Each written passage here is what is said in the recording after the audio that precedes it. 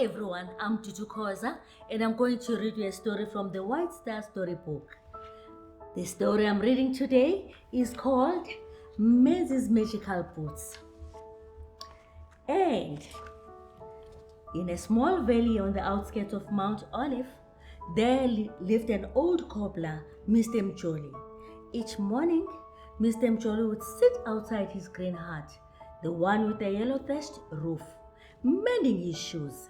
He hammered his soles with his hammer and ran a thread through the leather and then glued soles and leather together with a special glue for shoes. When he was done, he would wash his hands and his tools and sit outside his hut, watching the cattle and sheep grazing in the fields.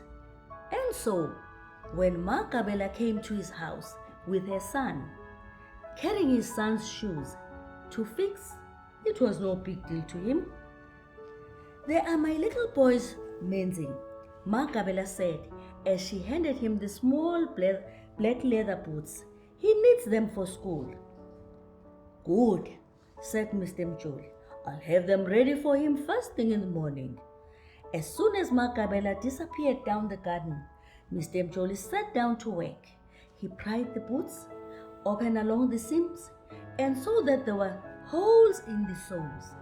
Rummaging through the pile of the fresh new soles that gathered next to him, he finally picked up a pair that were Menzi's size. He fitted them and then began to stitch the leather to the soles until the boots were as new as the morning sun that greeted the day. When he was done, he went inside the house and took a nap. In his sleep, he heard the sound of tapping. Tap, tap, tap, tap, tap. This tapping made him wake up with a start. He thought he might have been dreaming. No, but the tapping went on and on, long after he had rubbed his sleep from his eyes and was now wide awake. He threw the eyes around his hut, looking for the source of the sound, but couldn't see anything. The sound were coming from under the bed. So he jumped up, threw his blanket away, and tentatively went on his knees to look. And there underneath the bed were Menzi's boots, dancing and spinning and tapping. "Oh, sorry, mister," the boots said when they met his eyes, especially his startled gaze. "Did I wake you?" they said. Mr. Mjoli couldn't believe what he was hearing. He'd never before fixed a pair of talking boots. "I must still be dreaming," he said to himself. The boots slid out from underneath the bed in a smooth backwards moonwalk and said, "You're not dreaming at all, mister. I sure can dance." Mr. Mjoli couldn't believe his eyes and ears.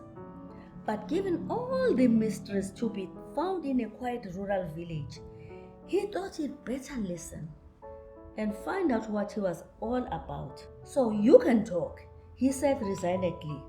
"And I can dance," the boots said. "If you don't mind me asking," said Mr. Mjoli, "who taught you to dance?" "Well, mister, Menzi taught me how to dance," the boots responded. "But how?" Mr. Mjoli asked incredulously. Easy," said the boots. "Every time Menzi danced, a little bit of his dancing magic sprinkled onto his feet and onto me." "I see," said Mr. Mjoli, not entirely convinced.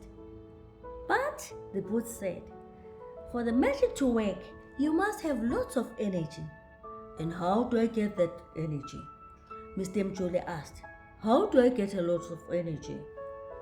"By starting your day with a good breakfast," the boots said, and tapped around Mr. Mjoli's hut. "Just like that?" asked Mr. Mjoli. "Just like that," the boots laughed. The following morning, after Mr. Mjoli had had his breakfast of porridge, eggs, toast, and tea, he put on his own boots and followed Menzi's magical boots around the hut, dancing and tapping and spinning and sliding across the floor, until there was a knock on the door. When he heard the knock, he stopped and guessed who was at the door. Ma Gabela and her son Menzi. Oh, I didn't hear you there, Mr. Mjoli said, his voice full of joy and laughter. It's just that these boots, you know these boots. He was shaking his head. No, it's okay, Mkulu, Menzi said with a smile. Those are my magical boots. They sing and dance with me every morning, just as they are doing now with you. Do you mind if I join in? Said Makabela.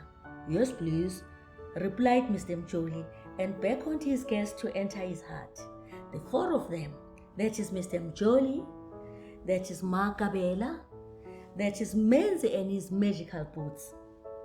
They all danced together and laughed and sang together all morning until they were good and happy to begin the day. After the boy, his mother, and his magical boots had left Mr. Mjoli's hut, the cobbler went back to his tools and his hammers and threads and glue. He sat outside his hut and began mending the shoes, knowing that there was yet to be found magic again in any one of these shoes. So remember the lesson from this story. In order to start our day right, we should start it with a good, wholesome breakfast. Bye.